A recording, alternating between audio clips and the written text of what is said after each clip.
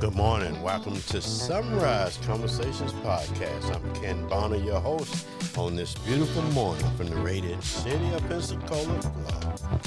Folks, we got a special guest for you here this morning. We got Representative Michelle Salzman from District 1 in Campbell County right here. Her family has been a part of this community since the early 1800s. She's a graduate from Pine Forest High School. Joined the U.S. Army at age 17 and received several recommendations while serving. She was one of the first 6 U.S. Army soldiers deployed through NATO to Bosnia, where she spent time in the actual combat zone. She also graduated from Pensacola State College and the University of West Florida. She currently serves on several state-level nonprofit boards and hosts quality food distribution events here in the local communities. She was also instrumental in creating a mental health task force that helped create more access to mental health services here in the greater Pensacola area. She champions issues of safety, infrastructure, and education. Welcome her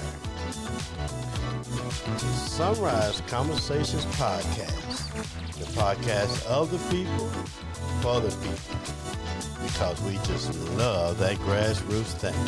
So we're going to bring on in right here now, folks. All right. This is Ken Bonner, your host. Let's do this. I'm good. How are you doing? I appreciate you doing this interview with us. Happy to. I appreciate you asking. Excited about this particular interview is you may not recall, but I came to your office with a group with Youth Left Behind, Hassan Real. Yeah, I know him. I feel that a lot of people, because of titles, don't get to know who our representatives really are as a person. And that's why there's some interesting facts I'd like to go over here before we go into the interview that I'd like to share with our listeners that I don't think a lot of people are aware of. Your family has been a part of the Pensacola community since the 1800s, correct? That is correct. You graduated from Pine Forest High School and also joined the U.S. Army at age 17 and have received several recommendations while serving in the U.S. Army. Also, you're one of the first 6 U.S. Army soldiers deployed through NATO where you spent time in a combat zone. You graduated from Pensacola State College as well as the University of West Florida and have served and still serving on several state-level nonprofit boards, have been involved in events throughout the community, and today with mental health being a big issue. I don't think a lot of people know the role that you played in creating a mental health task force here from the Pensacola area. You've also championed issues of safety, infrastructure, and education. Had a round table relating to the violence in the community here. Yeah.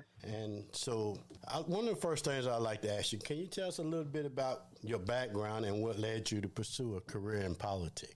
Sure. Well, I got involved in nonprofits because I started volunteering at a local school with my own child. He was having issues, and the teacher called me and told me he was being bad and that, he needed to be disciplined or something. And I was just like, no, you got that wrong. And my baby's the best baby ever, Yes. She said, why don't you come spend a day in the classroom then? And so I went to the school and spent a day in the classroom, and he was bad. He was so awful. But it turned out he had a learning disability. So she was trying to tell me that, but I'm like, you don't know my baby. I know my baby. But so that just led me to go into the school and volunteer on a regular basis. And I grew up in poverty, and my mom was a drug addict and my dad was an alcoholic. They're both passed. They passed early in life from their addictions. And so I know what it's like to, not have a lot. And so being in those classrooms, helping my son, I saw other children in there that didn't have a mom that could be in class with them. So I just started volunteering on a regular basis. And that led to one thing to another. And then all of a sudden I'm a state representative. Yes. Speaking of being a mother, you recently became a grandmother also, didn't you? Yeah, I have a granddaughter by my daughter, and I have 2 boys as well. Yes. As a representative of Florida House of Representatives, how do you balance your personal life and public responsibility? My kids come first, and my husband too. So even doesn't matter who I'm with. I could be with the governor, and if they're calling, I walk out of the room and I take the call. They know not to call, unless they can call me, but they'll text me and say I need you, and then they call, and if I see that, I'm going to pick up the phone, and they know not to say it's important if it's not important. But anytime they call, I take their call. I think that when I was knocking doors to get into this position, a lot of my constituents say, well, what are you going to do to fix education, or what are you going to do to fix this and that? And I said, well, I can't fix families. You have to fix family. You got to go talk to your mom, talk to your kids, go check on your neighbor. And if we all did that on a regular basis, you wouldn't need a lot of the programs that we have currently. The answer to our problems isn't the government. The answer to our problems is the community. Yes. And the family bonds. And so if I did not do that personally now, then I would be part of the problem instead of helping with the solution. So the balance is really easy for me. My family always first. And to be honest with you, I haven't met a leader in our Florida state or anywhere in the nation for that matter that doesn't appreciate and respect that boundary. Yes. You have a lot of accomplishments, but if you had to pull out one single one, which one would be the one that you are most proud of? Wow. I think just because it's current, I think the work that we're doing for the opioid crisis, the addiction issue, and the mental health crisis that we have, we just did a ribbon cutting on a central receiving facility that has a detox unit, and we haven't had a detox unit in our community. So if somebody was overdosed on something, they had to sit in an ER instead of going into a facility that was made specially for people that are trying to come off of drugs. And then once they would get rid of their main symptoms or whatever, they just send them straight to the 48-hour, 72-hour Baker Act scenario if they qualified. So we didn't really have a system of care in place to start that process of healing. And we just cut the ribbon on that. And then I just got a long-term treatment facility funded through the state that'll open very soon. It's only about 20 beds, but we're calling it a pilot just so we can get it going. We anticipate we'll continue that. So I would say the biggest accomplishment is really seeing, because a lot of people get out there and they talk about, oh, well, this is important to me. I'm going to do this or I want to do that. But whenever you can actually see things happen and when you can see people's lives actually being touched by the work that you're doing, yes. I mean, that's the best gift. Are there any challenges you have faced in your political career, and how have you overcame them? I think more challenging than anything is just a challenge within myself. People like me that weren't, bred for a political world or brought up to have a title, didn't go to prestigious universities, didn't have this lush life or whatever. We tend to not understand that we do belong at the table, and so we lack that confidence. We get this imposter syndrome. Sometimes we're sitting there and we're like, whoa, this is, these people are so impressive. And so just overcoming that obstacle that's an ongoing thing I still deal with to this day. I'm a lot better at it now because I've been in the position yes. for almost 4 years. So now I'm just like, no, I know I'm here. I've been here so long. I know this is where I'm supposed to be, creature of habit, but that's a huge obstacle to overcome. And so if you have any listeners that are facing adversity or, poverty, or, it could be just about anything in life. And they're at that moment where they feel like they could move up, but they just don't believe in themselves because they don't have all of these check boxes checked. I would just say to them, you just keep push forward every day. And at some point you're going to break through and you're going to see so much accomplished and so much purpose being fulfilled. All that you do, I've read that some days you are required to work 18-hour days, attend committee meetings, answer to your constituency. My question is, how do you find time for you in the midst of all that? Well, lucky for them, I'm a workaholic. I love to work. When I'm working, I feel like I'm working towards a goal, which is helping others. Yes. So when I do these things, like I said a few minutes ago, talking about the central receiving facility, the detox unit, those things, seeing that come to fruition, seeing that happen for me, that's what drives me. So those long days don't even bother me, because I know that at the end of that long day, after so many of those, something big is going to happen and people's lives are going to be changed. How do you approach bipartisanship and cooperation with your Democratic colleagues in the House? Oh, I have a great time with them, actually. I love almost all of them very much.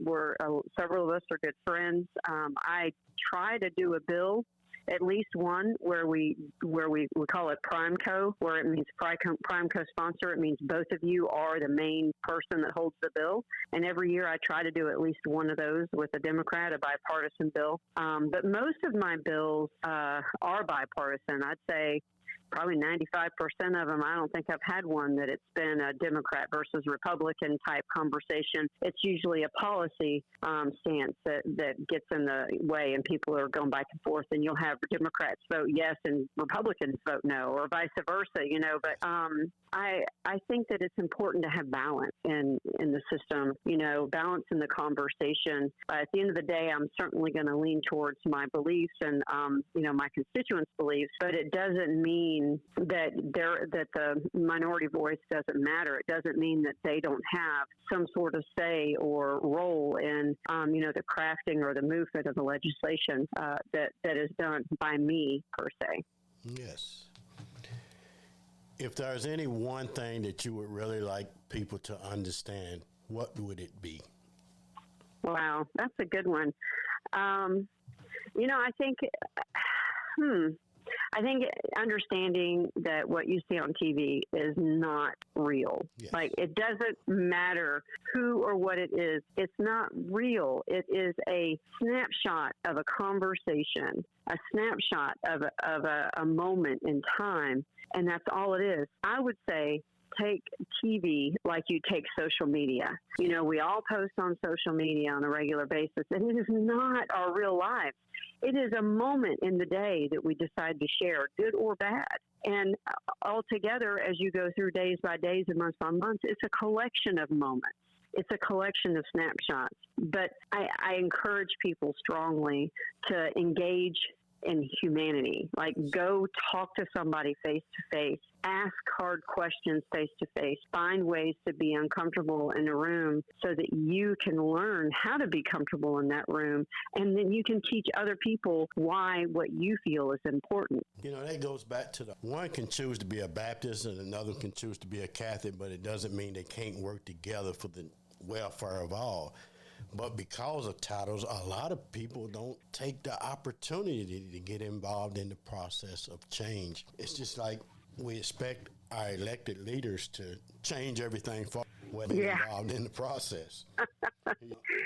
And your involvement in these roundtables that Sheriff Chip Simmons had, your concerns for the community as a whole.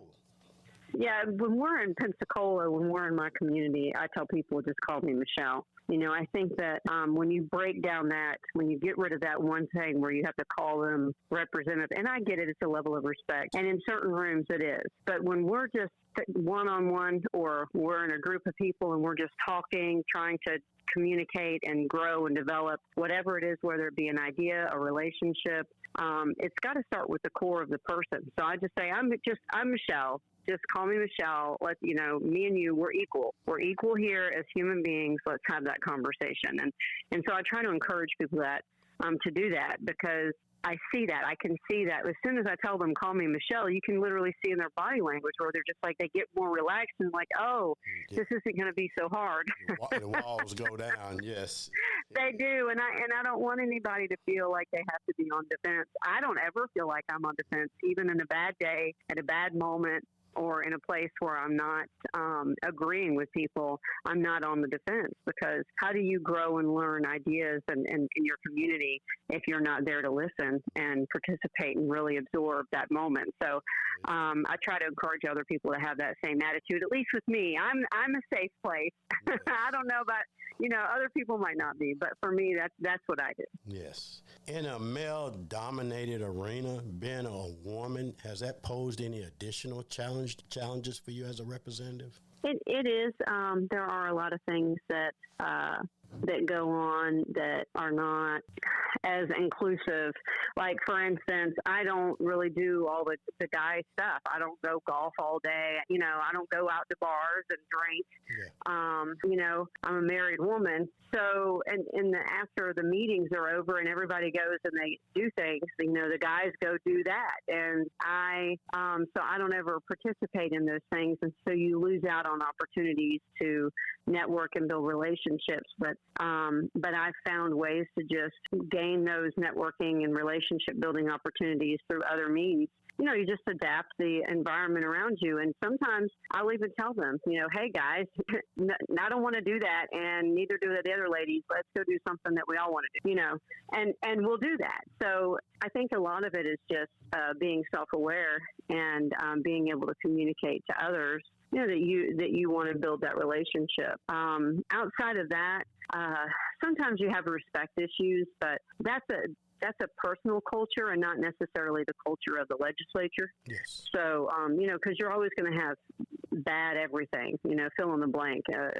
So you take those outliers out of the equation, and it's been overall a pretty good experience. But as a woman, I do have to make that seat. Yes. What advice would you give to individuals who are interested in pursuing a career in politics?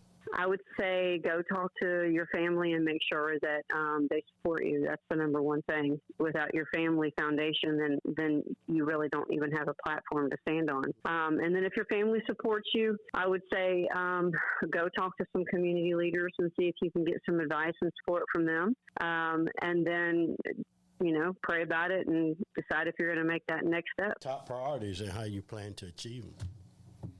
Just the mental health issues that we have, the crisis on drug addiction. Those are always going to be number one, I think, for a very long time. I'm really against the open border. I think that America is made of so many incredible cultures and people, but we're literally drowning in ourselves right now. No housing available, no services. Go to the ER. How long does it take you to get to a doctor's appointment? Schools are crowded. I think that America needs to put that oxygen mask on for a little while. So that I'm really passionate about that. I don't talk about it a lot because enough people do. I'd rather go talk about things that nobody's willing to talk about.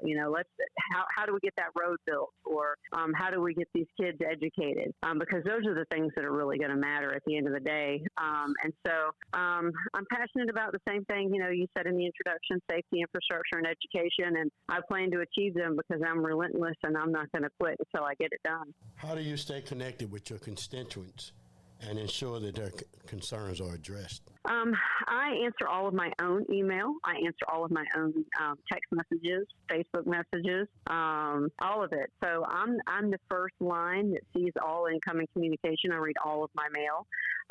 So when people try to reach out to me, I can see that they did. And then the next thing is, how do I reach them from me to them? Communication is done via social media. I have a newsletter that goes out every month to people that have subscribed. I send mail out to my constituents about once a year.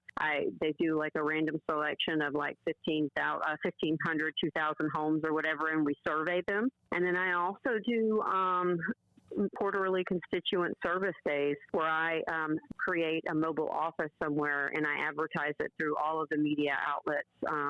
Sometimes we go on WEAR and talk about it. That's the local Sinclair broadcasting station we have. So I do a lot to intentionally provide opportunities for my constituents, and then I also am always in the community. So I'm always out doing something with the community members so they can come up to me whenever I'm in public and always grab me and talk to me. Yes. 17 Forward has been all about service to other people, to the community, and so forth. Yeah. And you have not burned out. That is amazing. Yeah, it is. It is. Every day I ask myself, do I still want to be here? And every day I make the choice to do it. So. Yes. And you served in a combat zone in Bosnia? Yeah. Yeah. Wow. So What are some of your future goals and how you plan on achieving? Right now, we're just going to keep focusing on the mental health and the drug addiction and, the same things we talked about, safety, infrastructure, education. I could potentially run for Congress, for a first congressional district that Matt Gaetz is currently holding. And if he were to vacate, I could file to run for that. I could also run for Florida Senate, which represents 3 of the House districts. So it's a larger base of constituency. And I could do that in about 4 years. So I have some options, but for now, I'm just going to look at where we're at and try to get some good progress done. You're not living in a glass house, and you're very realistic about what's going on and the problems that we face as a. Well, thank you. Going back to this mental health thing, in the last couple of years, it has become a big issue for our society. Do you think that we have made a lot of improvements in bringing awareness to this issue, or that we still got a long way to go? I think we're in complacency. I think that we're aware. And, first it was the stigma, nobody wants to talk about it. And you're right, nobody wants to. Yes. And then we started talking about it, and people are like, they just look away, They look away, and they don't really want to engage. They'll just go on social media and make a post instead of talking to the person that they walked past that needed the help. So I think our biggest problem is complacency, not just in community members as members, but also in government and in the private sector. I think every component of that makes up our communities, public, private, and individual, all have a role to play. And a majority of people, although they say that they understand it's a problem, they don't really take any action until it happens to them. And so, and then once it's done, they don't do anything else, So complacency, I think, is our biggest issue. Whenever you heard the word mental health, perception was, a padded room, a crazy person in the padded room. But that I soon learned that people dealing with mental health issues are everyday common people just like ourselves, Yes.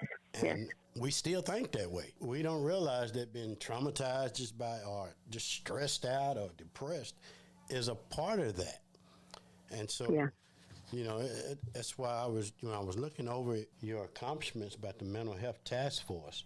Yeah, definitely. Because even though we have dumped a lot of resources in there, we're drowning, and thank you for the CPR, but we still have a long way to go to heal. And the moment we take our eye off of it and turn away, it goes right back to, being a critical need again. So, mental health is an ongoing relationship. It's not a transaction. Just like addiction recovery is not a transaction. Every day they have to choose to be sober. And so as a community, as a government and as agencies, we have to understand that you can't just write one single check and walk away.